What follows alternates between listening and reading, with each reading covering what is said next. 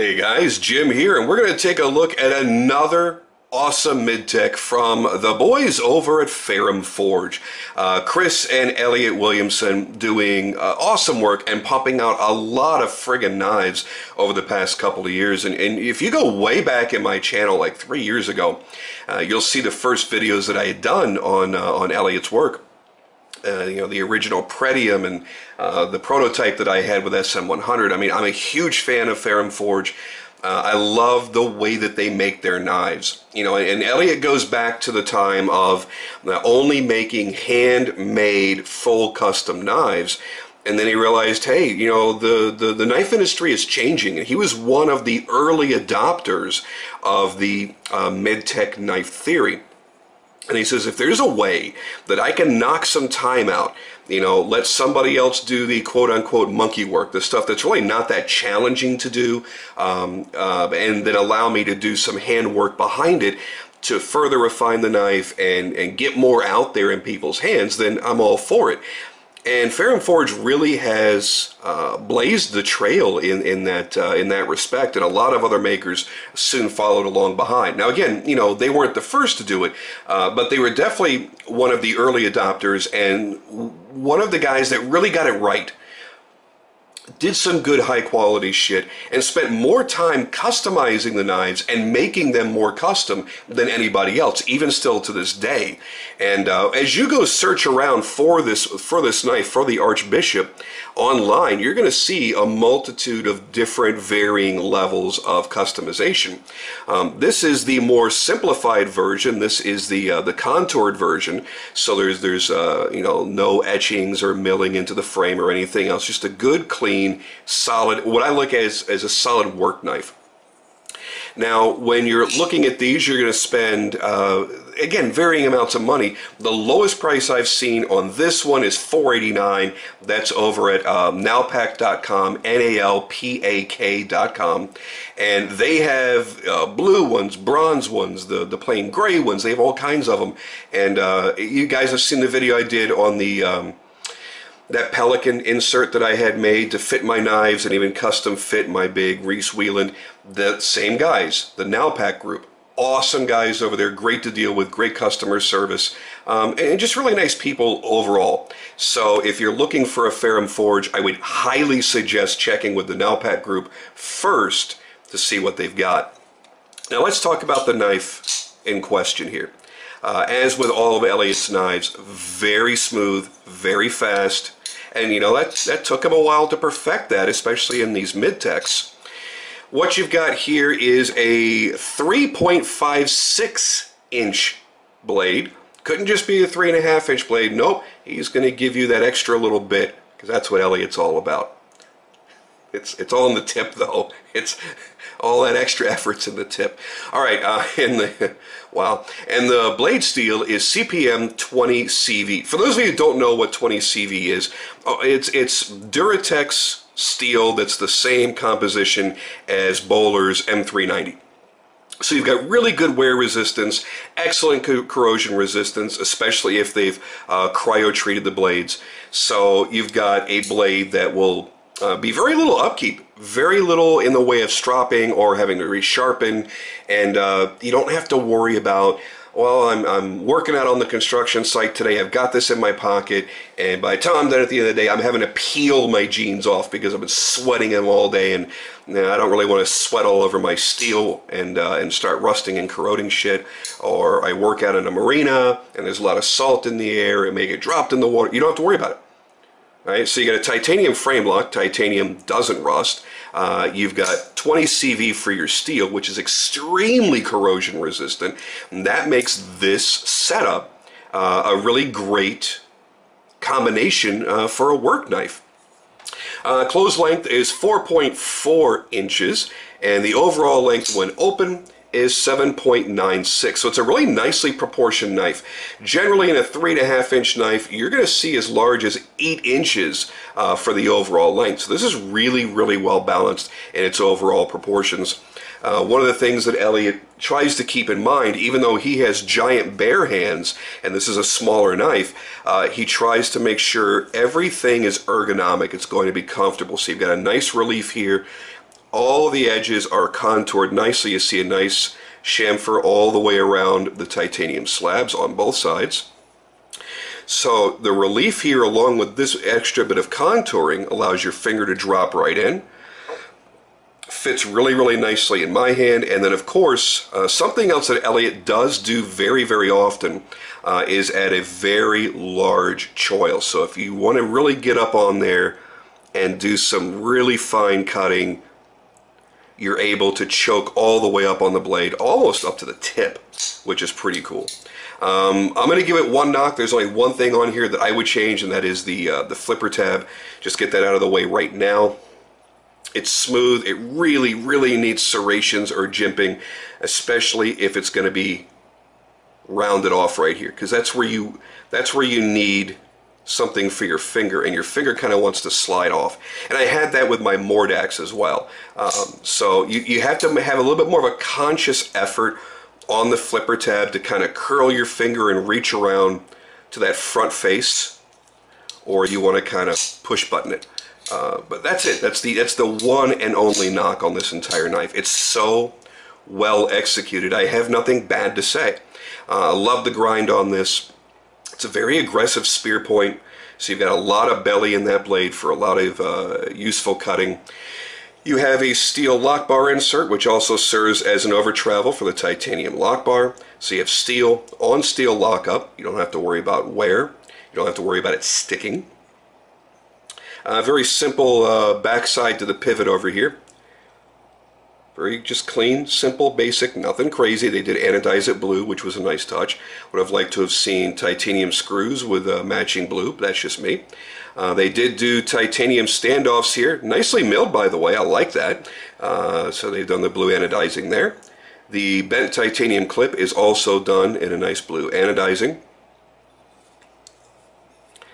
And if you're wondering how does he get them so smooth at this price point? Well, thrust bearings around the pivot. And if we can get, there we go, the Hoback rolling detent. Yes, no more detent balls scraping against your blade as it's opening or closing. Instead, you've got that same detent ball, but it rolls. It actually moves, and it rolls along the blade.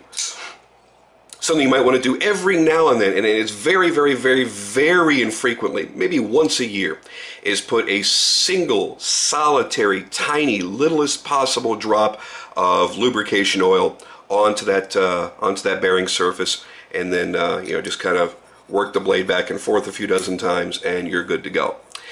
Another thing that I like about this particular design, maybe even over some of the other designs, is if you're the kind of person that's just so used to thumb flicking that when you go to carry your flipper, you still instinctively go for a notch, disc, or thumb stud, you have this open slot here cut into the blade that does let you go ahead and flick it open. I'm a flipper guy. That's primarily what I carry, so I prefer having the flipper. Something else that you can always expect from Elliot and Chris is a super sharp knife. This knife is made for cutting. They don't really make just art pieces. They make shit for people to use, no matter what the price point is. If you're buying, a $2,500 Elliot Custom, or you're buying a sub $500 mid-tech, they're made to work. They're made to cut. So don't have any fears about that. And again, going back to this particular steel, the high content of vanadium gives you the wear-resistant properties that you've got. So you're going to strop it less frequently, you're going to sharpen it less frequently. It is also extremely impact-resistant, which a lot of people don't know. This is really a great overall steel.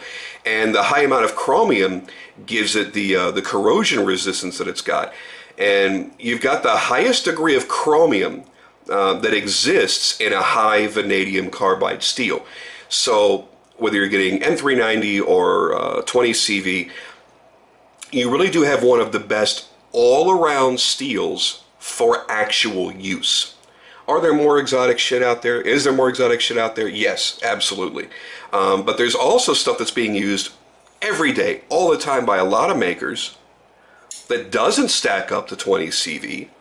That'll cost pretty much the same. You know, if somebody said, hey, would you rather have S35VN or 20CV/N390?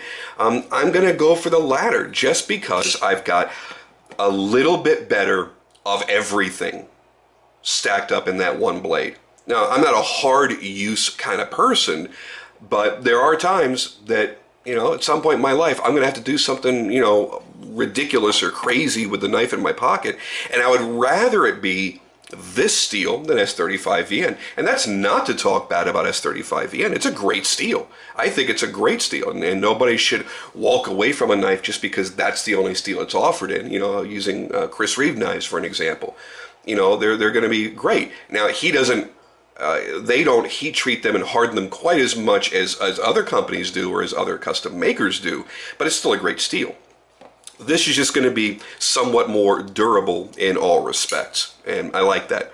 And when you're looking at spending $489, you want a good quality flipper that has an excellent action, that has really good ergonomics, is a titanium frame lock. Titanium is a big deal for a lot of people, and it's going to have a blade, a very useful blade, that's going to last you a good long time. This is a damn good way to go. And I also look at this as a really excellent platform for customizing. So if you or someone you know is really big into customizing knives, doing anno work, doing milling, anything, this would be a really good platform because you have pretty much a blank canvas here. You've got some nice contouring that gives it a nice organic flow, and it makes it feel good in the hand, but you could always add to that. You could always accentuate that. You know, maybe add a custom pivot, add a sculpted titanium clip or something like zirconium or Timascus or something like that, and do some mill work on both sides. I think you could really have a lot of fun with this knife and still not have as much invested in it as a base model, low-level custom from someone else. As a matter of fact, the base price on this is lower than many other makers' mid-tech knives at this point. Now again, if you don't buy it from Nalpac Group, you're probably going to pay a little bit more. They're around $5 to $530 elsewhere that I've seen them in the more basic configuration like this.